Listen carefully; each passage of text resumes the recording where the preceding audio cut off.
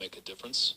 I don't know if it will, but at least I voted with my conscience, and I feel good about what I did. The question is whether it'll make a difference. University of Wyoming pollsters say about 20,000 Democrats might switch over in this race, which is a pretty significant chunk of the Democrats in Wyoming.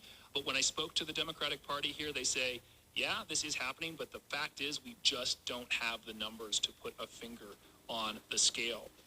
Well, a lot of interest in Liz Cheney's race and her political future. Here and Now's Peter O'Dowd is in Laramie, Wyoming. Peter, you've been traveling the state. We'll hear more from you on Monday. Thank you. Thank you. And you're listening to Here and Now.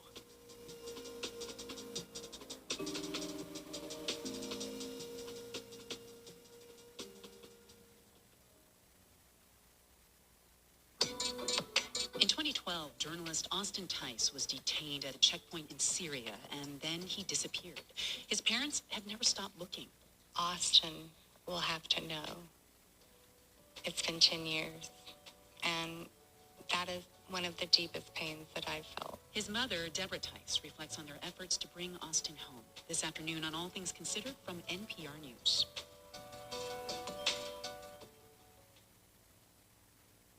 I'm Jack Lepiarz. The House of Representatives today begins debate on a $700 billion climate and health care bill that has already passed the Senate. The Inflation Reduction Act includes a number of tax incentives to encourage greener living. A vote on the package is expected this afternoon or evening. Author Salman Rushdie is in the hospital after he was attacked on stage at an event in Western New York. Rushdie was apparently stabbed as he took the stage at a literary festival. A semi-official Iranian religious foundation has offered more than $3 million for Rushdie's death over his 1988 book, The Satanic Verses. Authorities in New York say they have detected the virus that causes polio.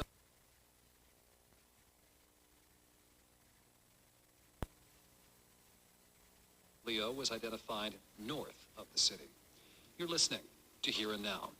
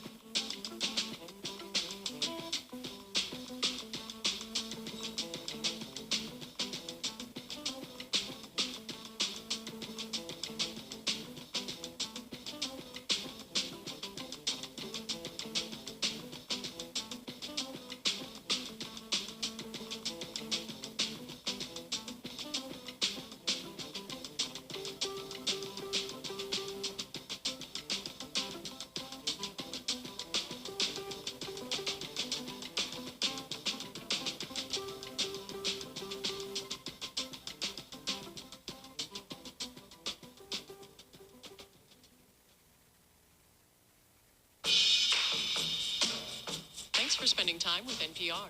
The latest news and your favorite shows are right here. This is NPR.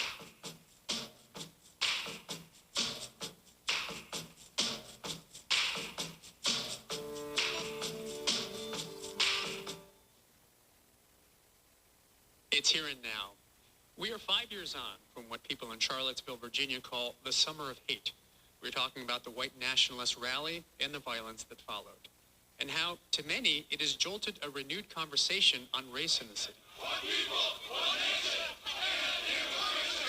and on the night of August 11th, about 250 white supremacists carried lit torches, and they confronted students on the campus of the University of Virginia.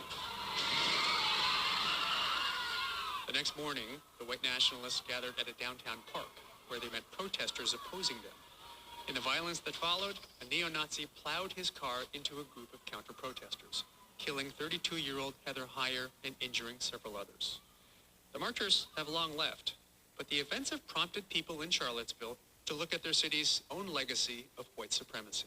The thing that enraged me the most about August 11 and 12, 2017, was the number of well-meaning white people who in tears said, this is not who we are. This is exactly who we are. Where the heck have you been? Reverend Brenda Brown Grooms is, as you just heard, rather feisty.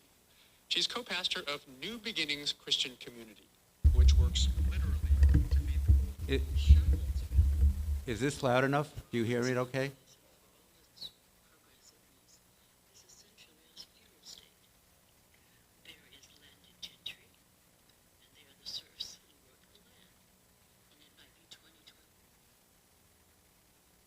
Can you hear me okay?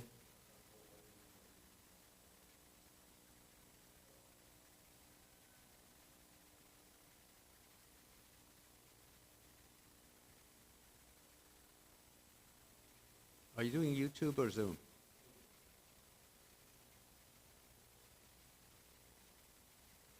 Okay, it's going to take a minute, but can you hear me okay?